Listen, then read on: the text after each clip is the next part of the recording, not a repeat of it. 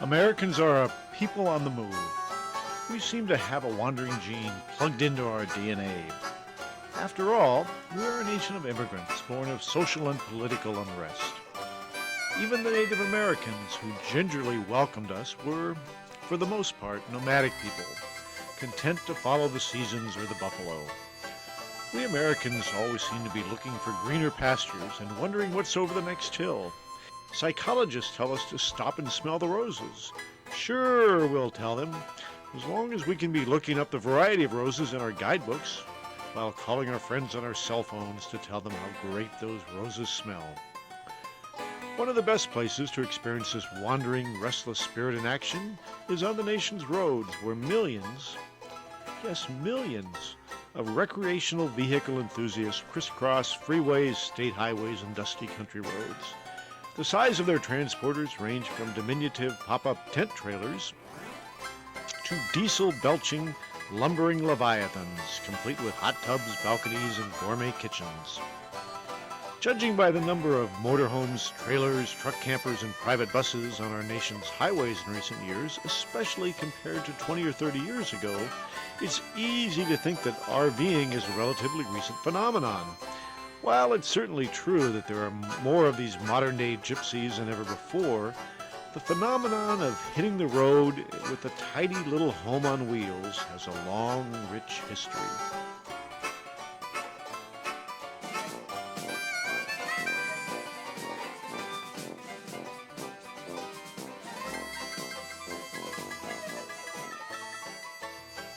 Recreational vehicles are, for many, the greatest expression of our right of liberty. This right of liberty, which legal scholars translate as the freedom of movement, is spelled out in the Declaration of Independence. The most quoted phrase in that treasured document is, "We hold these truths to be self-evident, that all men are created equal, that they are endowed by their Creator with certain unalienable rights, that among these are life, liberty, and the pursuit of happiness." Most Americans also know Patrick Henry's famous demand, "Give me liberty or give me death." While it's true that Americans seem to have a wandering spirit and relish the idea of exercising their liberty, it's only been in the last century that the common person has been able to fully exercise that right.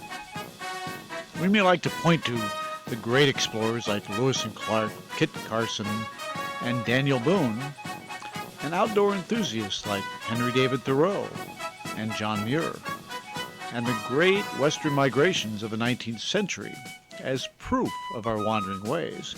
But the truth is, until the advent of the automobile, the vast majority of Americans rarely ventured more than a few miles from their home.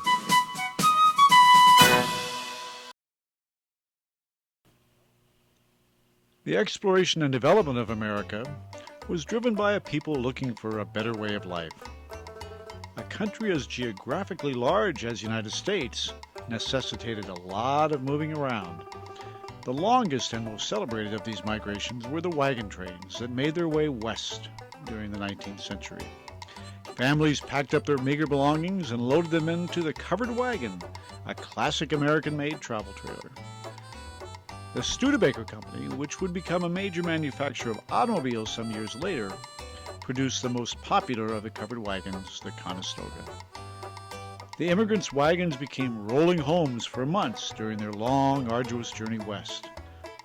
Even after their arrival in the Promised Land, their petite mobile homes served as shelter until more permanent homes could be constructed. For most Americans, though, their wandering days were through. Aside from an occasional train trip, most people stayed put. Primitive roads and an agrarian lifestyle kept them down on the farm. Americans may have had the freedom of movement, but few had the means to exercise it. That would soon change.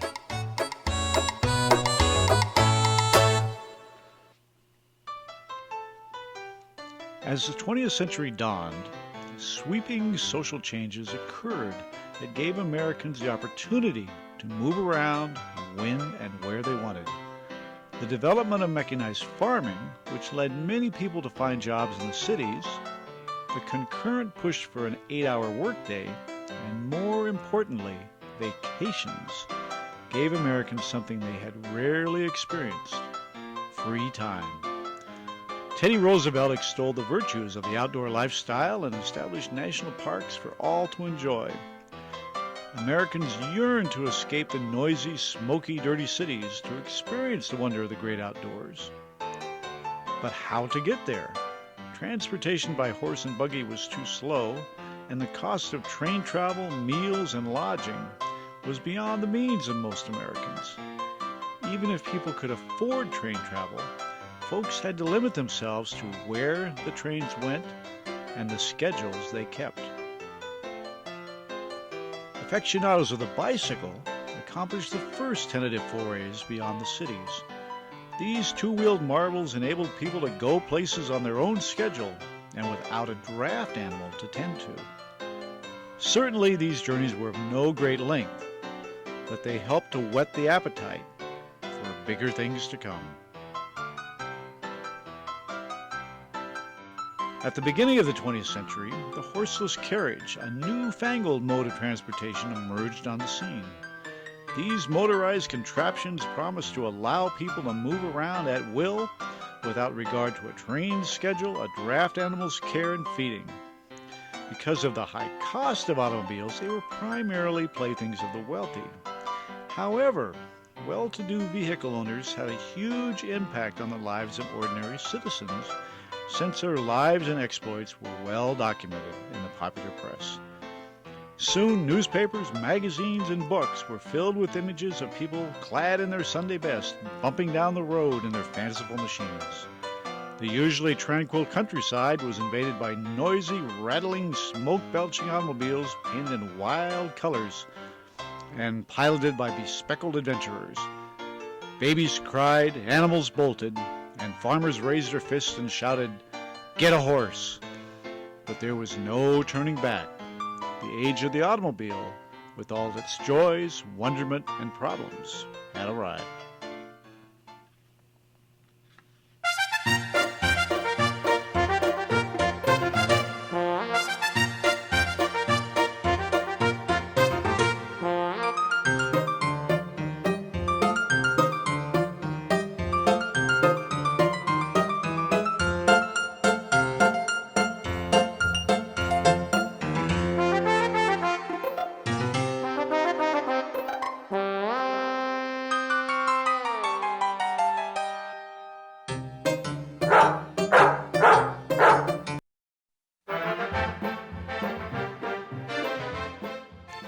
Early-day automobile enthusiasts were at first content to motor around their local area and return at night.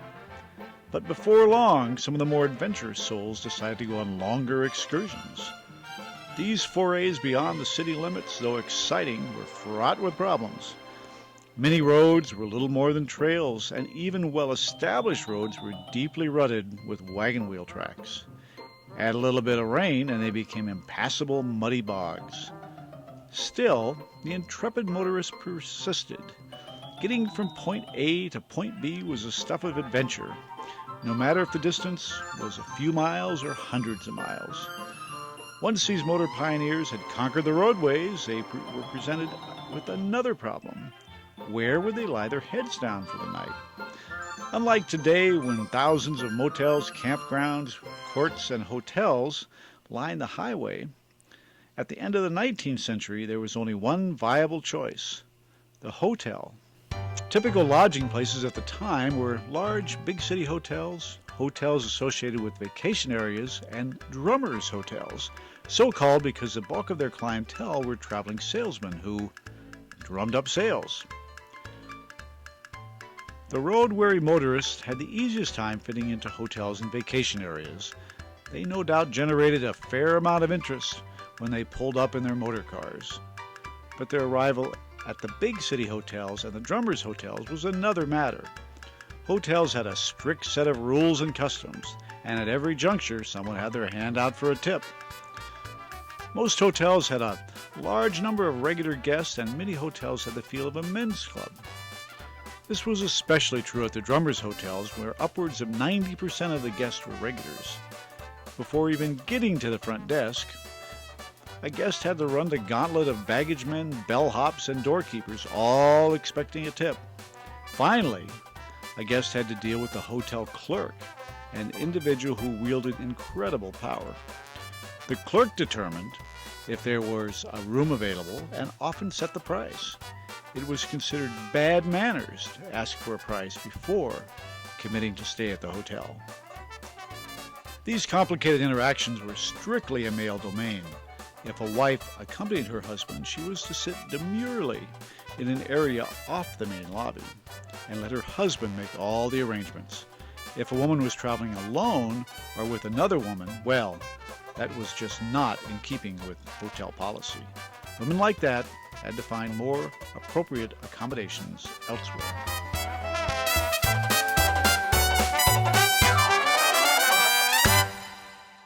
To solve the lodging problem, the motorists strapped canvas tents and lean-tos to their automobiles' running boards and loaded their backpacks with the kids, a variety of food packed in tin cans, and canteens full of water.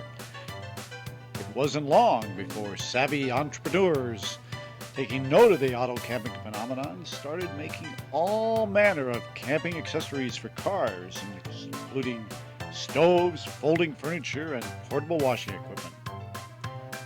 That phenomenon is well illustrated in this 1907 Thompson Flyer, built by the E.R. Thomas Motor Company of Buffalo, New York.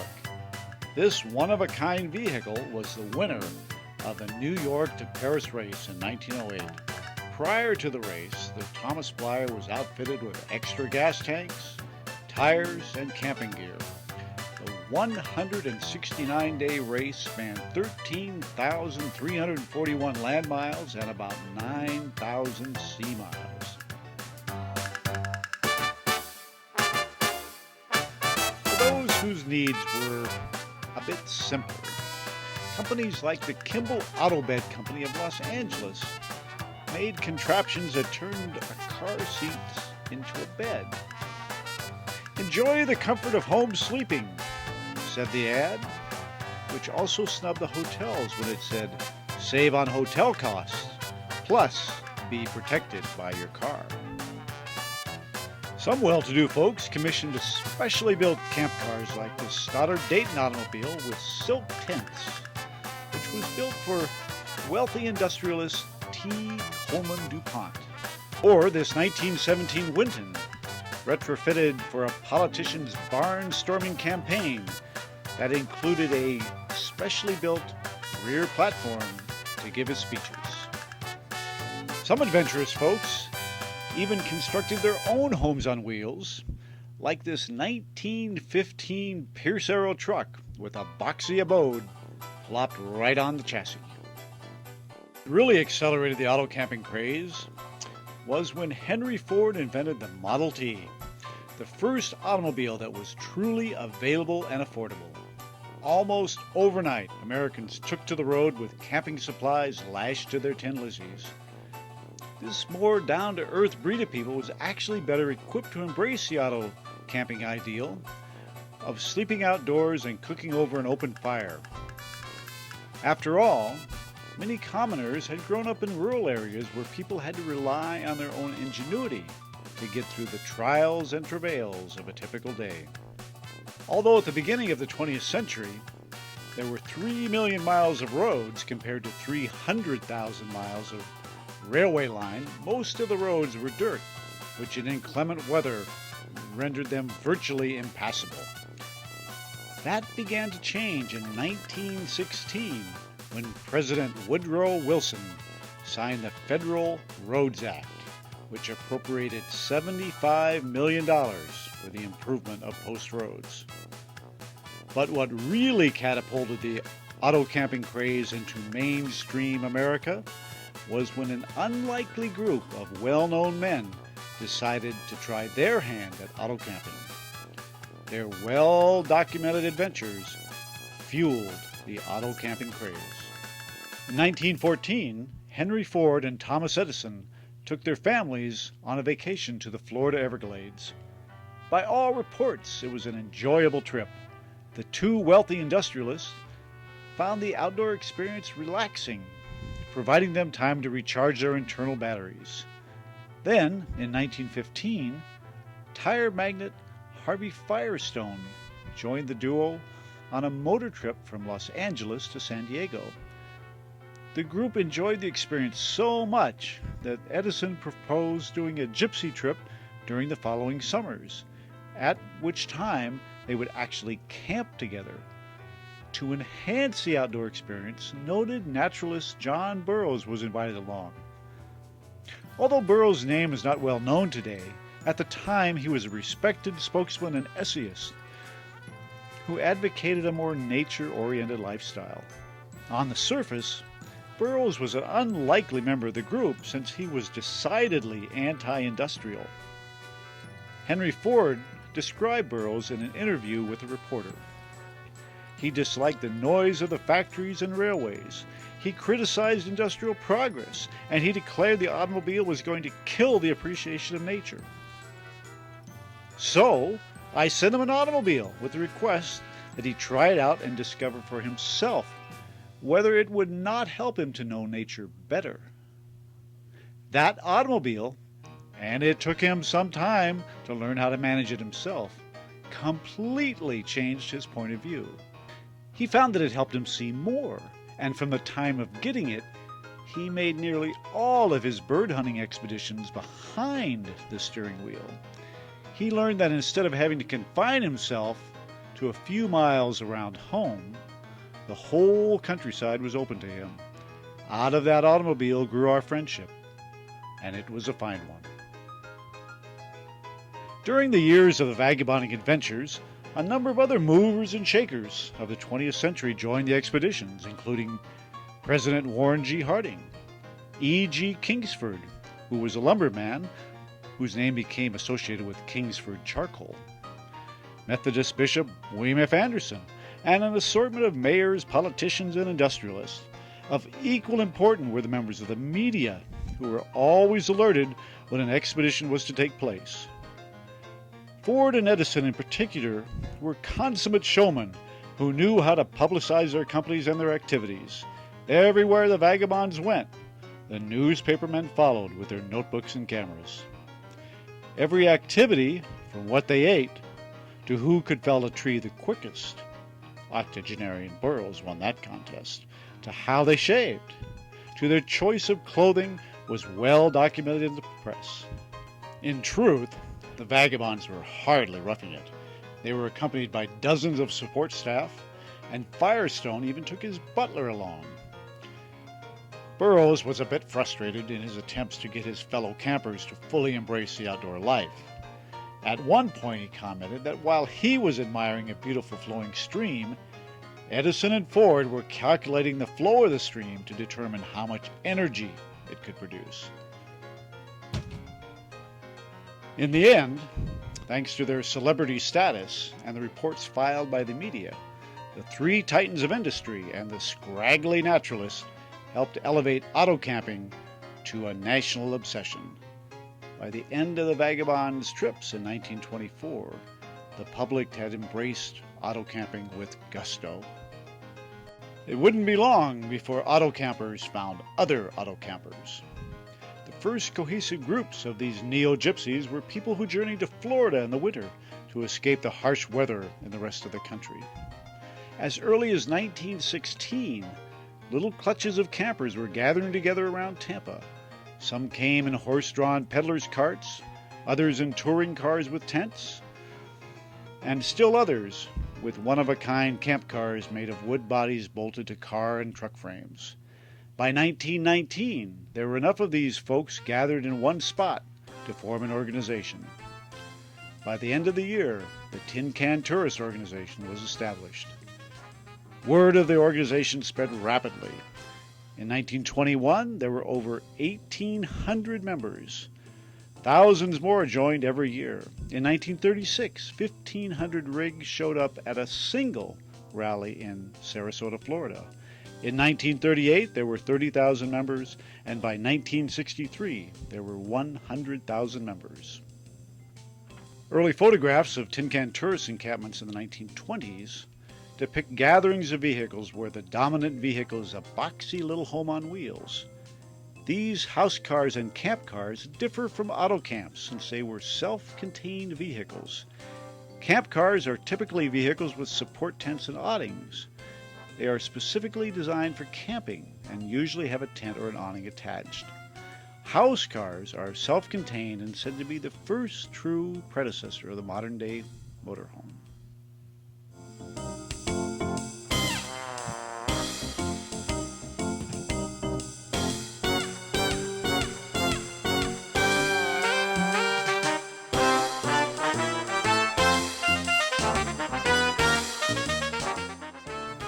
The vast majority of house cars were homemade, like this one mounted on a Ford AA truck body that sported a cozy wood interior, complete with a wood-burning stove. However, some companies specialized in custom-made house cars built to an owner's specifications. The Zagelmeyer Company of Saginaw, Michigan constructed house cars on Ford, Chevrolet, and Rio bodies that were supplied by the customer. While the Lamsteed camp car was manufactured by the carriage building arm of the Anheuser-Busch Company, when the need for beer wagons was, understandably, curtailed during Prohibition. One of the problems with house cars was that they were not necessarily an efficient mode of transportation when they were not being used for camping. And even when they were being used for camping, the campsite had to be disassembled if the campers had to run into town for supplies. That problem was averted by the use of a nifty little device, the tent trailer, that became the precursor to today's travel trailers.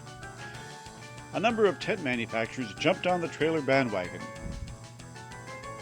Of course, the main drawback of the tent trailer was that it often took a while to set up, a problem compounded if the campers arrived at their destination in inclement weather.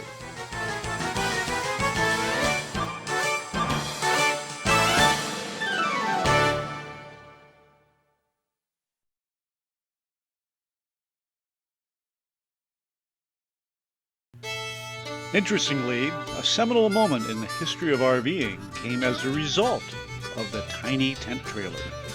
That moment occurred in 1928 when Indiana bacteriologist Arthur Sherman took his family camping with a tent trailer in tow. When they arrived at their destination in a driving rainstorm, setting up the tent turned into a lengthy ordeal. Vowing to find a better way, Sherman built what amounted to a solid walled box mounted on wheels, and the covered wagon trailer company was born. Soon other companies copied his idea, and America entered the golden age of the travel trailer.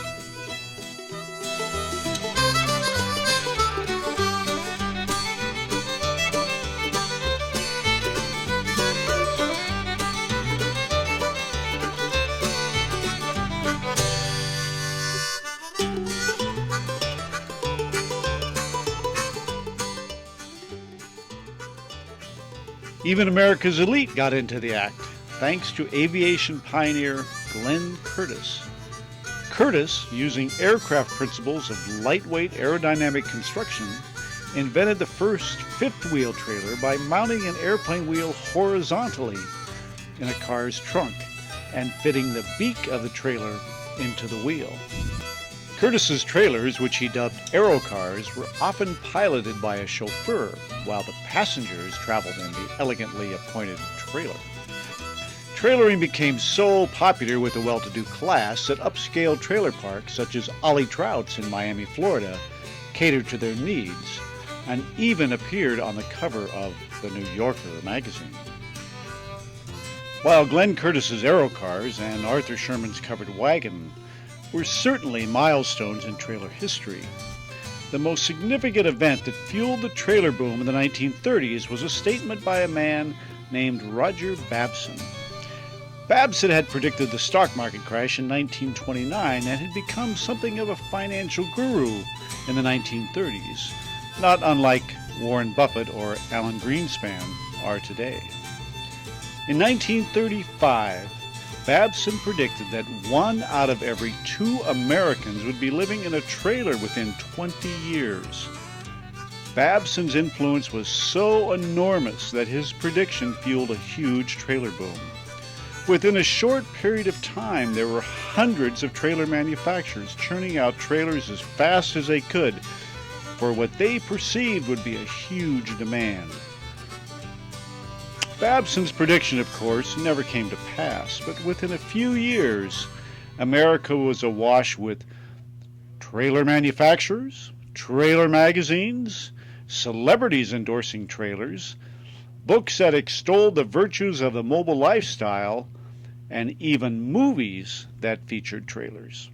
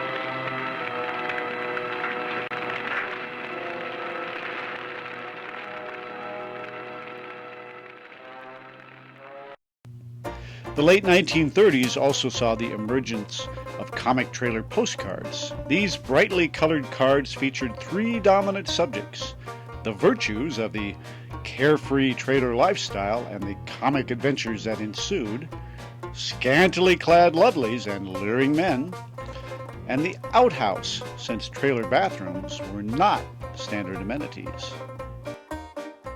The 1930s also saw the first use of aircraft aluminum in travel trailers.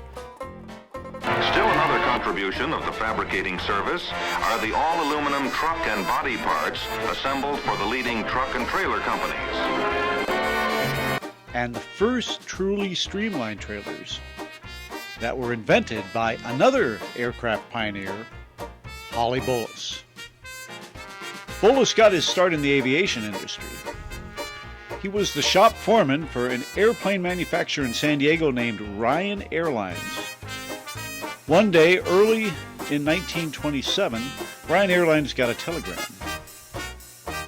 Can you construct whirlwind engine capable of flying non-stop between New York and Paris? If so, please state cost and delivery date. That telegram was from a young aviator named Charles Lindbergh. The rest, as they say, is history. Bullis, who had been building gliders since 1910, continued with a stellar career in aviation. His most notable achievements were the construction of a number of sailplanes. In 1930, he built the first U.S.-made high-performance sailplane, which he called the Albatross, and in 1932 established a new soaring record by staying aloft for more than 9 hours. When Bullis tested his sailplanes, he often had to spend a considerable amount of time camping out in the desert.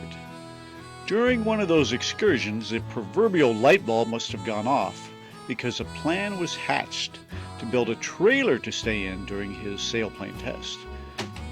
This trailer would be based on the aircraft principles he had learned. Soon, the Bullis DuPont Sailplane Company had a subsidiary, the Bullis Teller Manufacturing Company, thanks to the financial backing of Jacob Teller. From 1934 until 1936, Bolus Teller produced about 150 trailers in its factory in San Fernando, California. Bolus was understandably a big promoter of the virtues of streamlining. In fact, in one of his brochures, he claims that while towing a Bolus Teller streamlined trailer at speeds more than 45 miles per hour actually increased the car's mileage. The most popular Bolus Teller trailers were the Road Chief models, which came in standard, deluxe, and special commercial configurations. Road Chiefs came with a 2-burner stove, icebox, water tank, and pump, kapok-filled leather cushions, and a telephone system that connected to the car. Available accessories were brakes, safety glass, and a loudspeaker that connected to the car's radio. Bolus Teller trailers were truly revolutionary, but with prices ranging from $750 for the diminutive Papoose to more than $7,500 for the Motor Chief, their offerings were beyond the means of most Americans. And by 1936, the company was in bankruptcy. Trailers as revolutionary as the ones designed by William Hawley Bolus would need someone with the marketing ability of a P.T. Barnum. That task would fall upon a one-time salesman for Bolus Teller who would purchase much of the equipment from the bankrupt company. That person, Wallace Wally Byam, subtly reconfigured the Bolus Teller trailer and began marketing it under the Airstream name. Although Hawley Bolus may have invented the streamlined aluminum trailer, Wally Byam is the man who made it an icon of mobile America.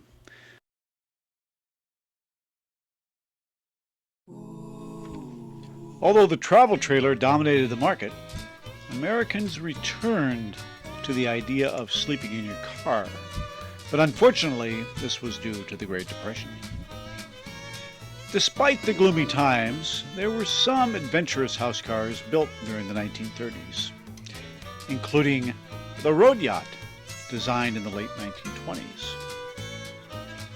The Thompson Raise the Roof 4-sleeper and diner house car, made by California inventor and watchmaker Walter J. Thompson. The Hunt Hollywood house car, designed by motion picture man John Roy Hunt.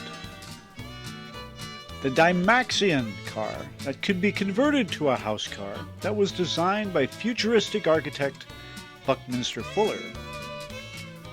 The Pribble Trailmobile, designed by Austrian-born inventor Alexius Pribble.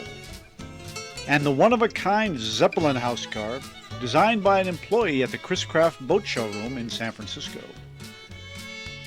But before any of these vehicles could get a foothold in the market, the dark clouds of war put the brakes on the golden age of the travel trailer. And manufacturers closed down or turned their sights to fabricating trailers that served as temporary housing. These trailers were designed by a committee of trailer manufacturers and are known as committee trailers.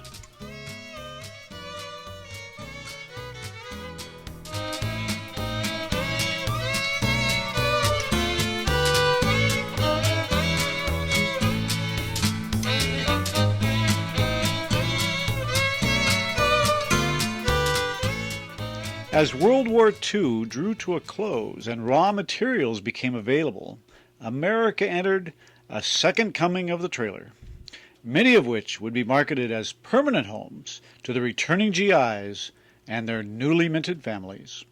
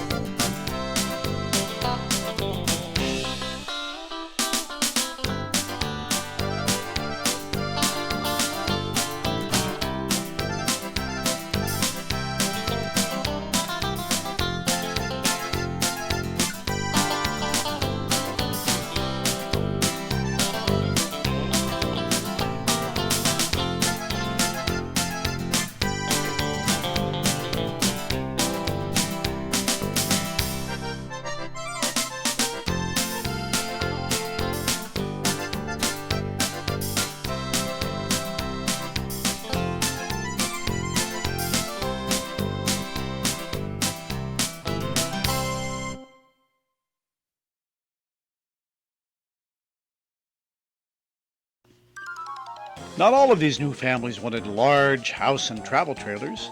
Many simply wanted to go camping with something other than a tent. A tidy little trailer that was invented in the late 1930s was the perfect choice. These little gems, known as teardrops, were often made from kits or from plans found in popular do-it-yourself magazines. Because of their compact and lightweight design, they could easily be towed by any vehicle.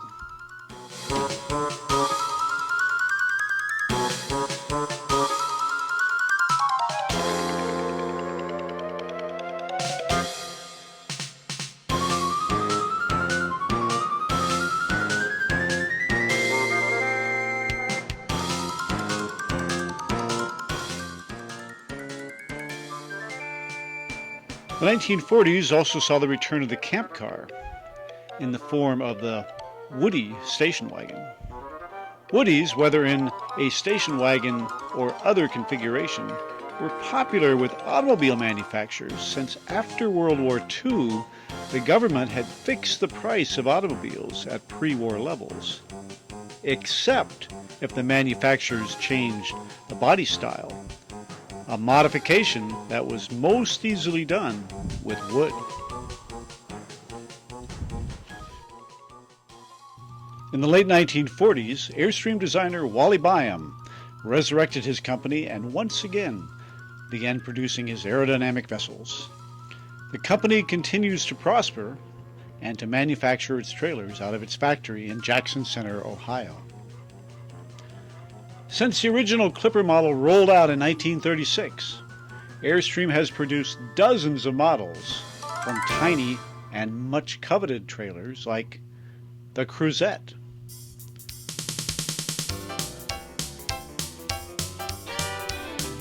the Wee Wind, the Pacer,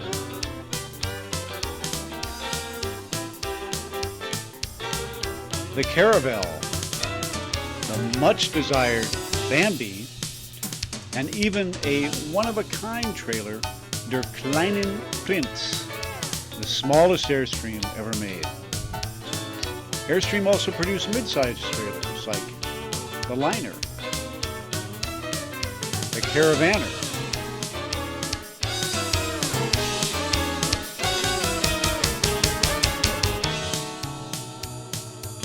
the Globetrotter, and the Safari.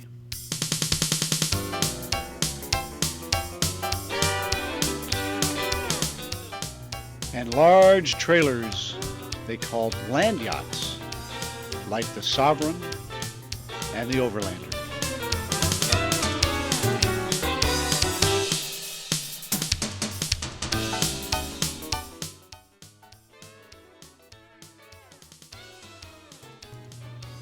Airstream was not the only company to produce streamlined trailers.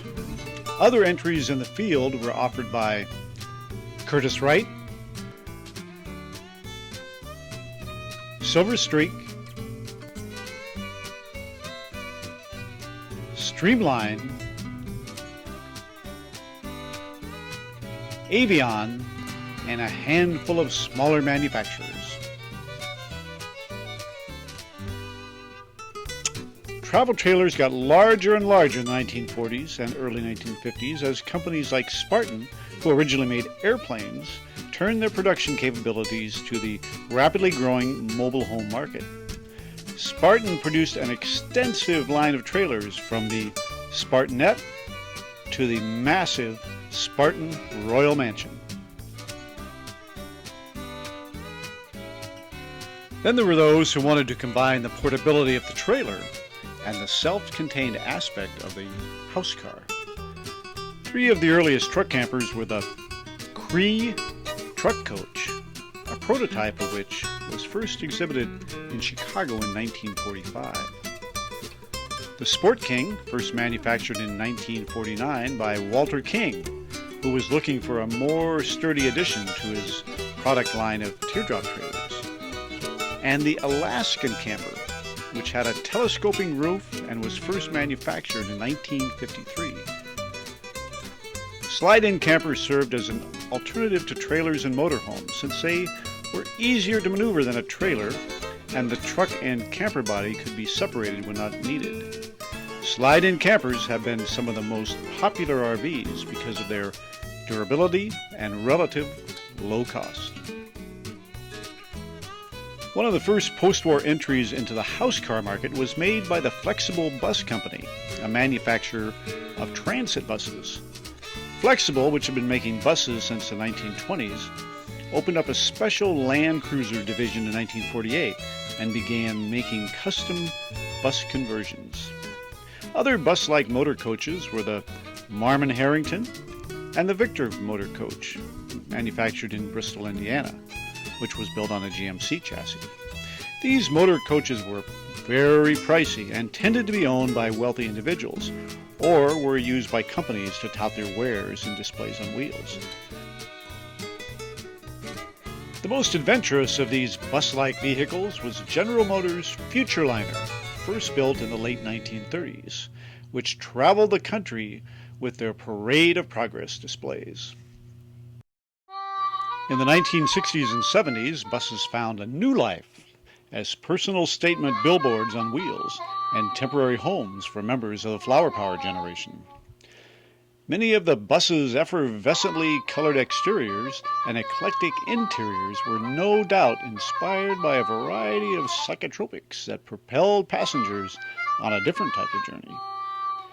Even the mom and apple pie crowd was drawn to the Technicolor transporters, as witnessed by the enormous popularity of the television series The Partridge Family, which featured a brightly painted 1957 Chevrolet school bus.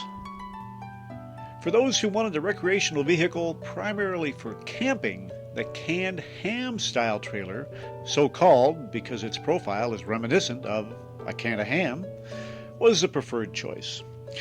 The relative ease of manufacturing and the subsequent low cost resulted in dozens of models and builders. The first canned ham style trailers were manufactured in the 1930s, and the style is still popular today, although they have lost much of their curvy profile.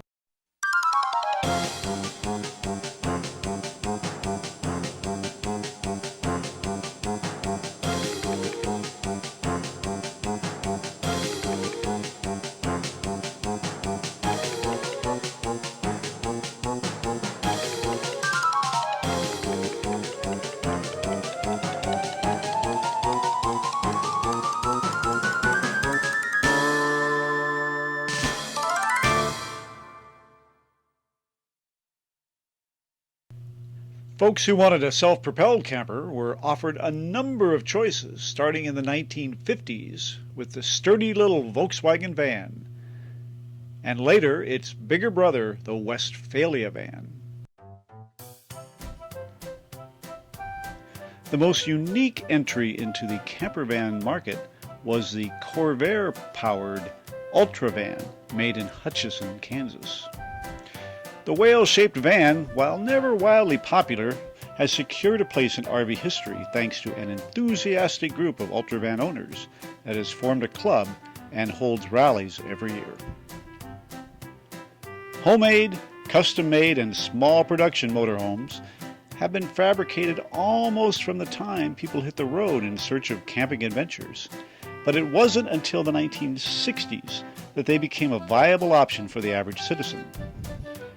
The first time the words motor and home were used was in 1958 when Raymond Frank and his teenage son Ronald built a motorized all-weather recreational vehicle for family vacations and called it the Frank Motor Home.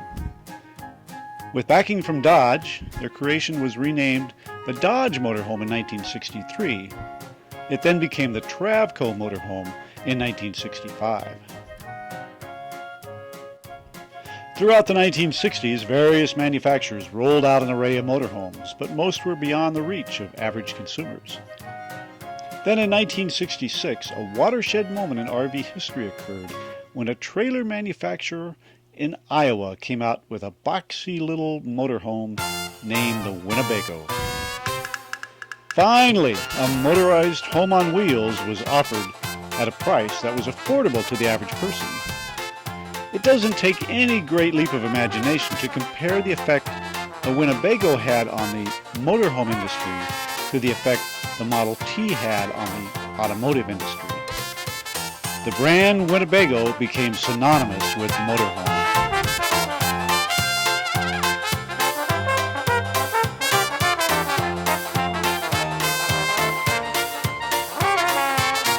By the early 1970s, it seems that every automobile and truck manufacturer was trying to hitch their company to the motorhome star.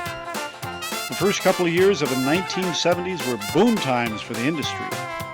And then in 1973, the Arab oil embargo and the ensuing energy crisis almost tripled the price of gasoline overnight, and the production of gas-guzzling motorhomes screeched an abrupt halt. A number of companies didn't have the resources to weather the energy storm and either went bankrupt or restructured. Nevertheless, by the late 1970s, the motorhome industry was back on its feet, and there hasn't been a significant dip in sales since.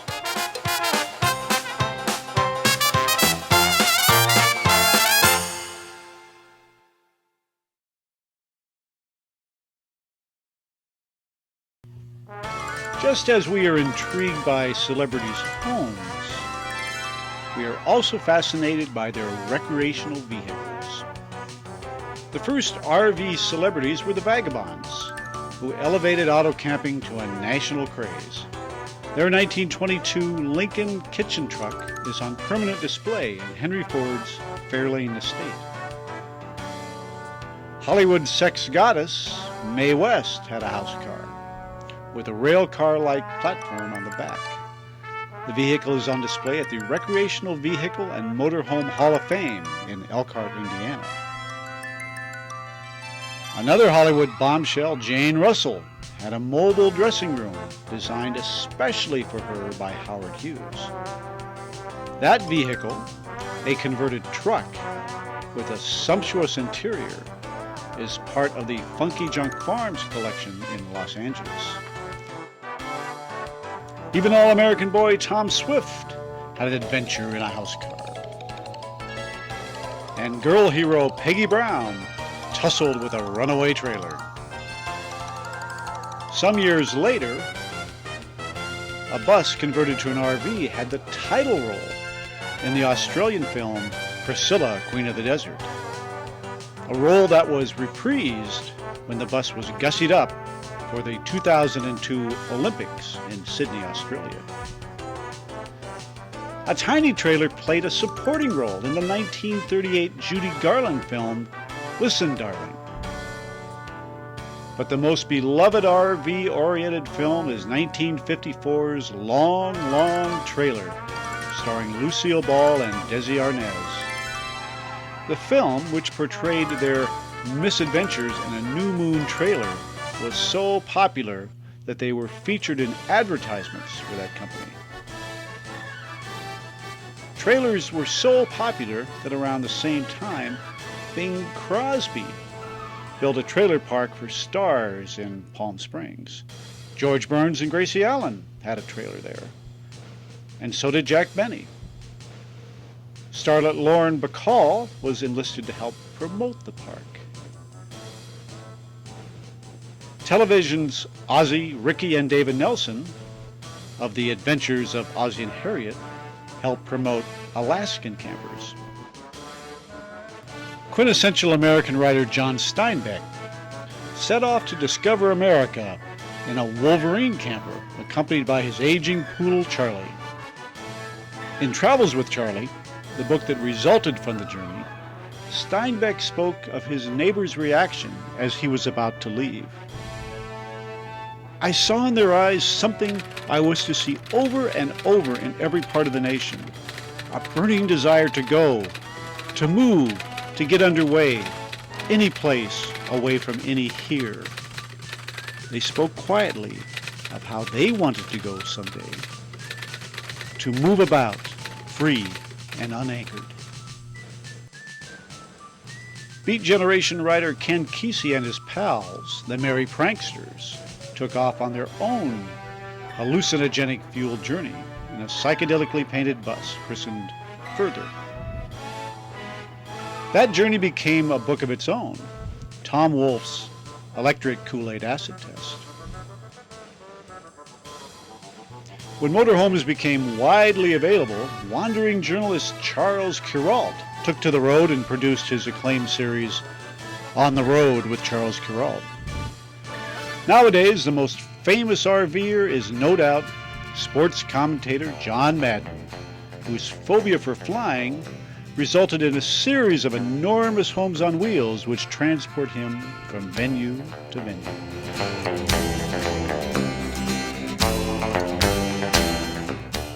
But without a doubt, the most interesting RVs are the unique, one-of-a-kind ones built by equally unique individuals. As with every human endeavor, there are those who march to their own drummer. Whether they are poets or painters, athletes or attorneys, these highly creative folks seem to have been born with a different set of instructions. In the vehicular world, these off-kilter individuals are affectionately referred to as gearheads. Such is the case with Draco. Draco is a testament to compassion, love, and commitment. This one-of-a-kind, full-time, four-wheel drive motorhome is a creation of Sean Toronto of Victoria, Canada, who constructed it so his wife Ross, an accomplished outdoor photographer who was disabled by Lyme disease, could still go on backcountry photographic expeditions. Or Finnish immigrant Antti Rocco, who welded together 2 Mercedes station wagons, then attached parts from over 30 different vehicles. His other RV is 2 GMC vans welded together that tows a trailer equipped with a sauna, an accessory no self-respecting Finn would do without. Sign maker James Nelson builds a couple of gypsy caravans every year.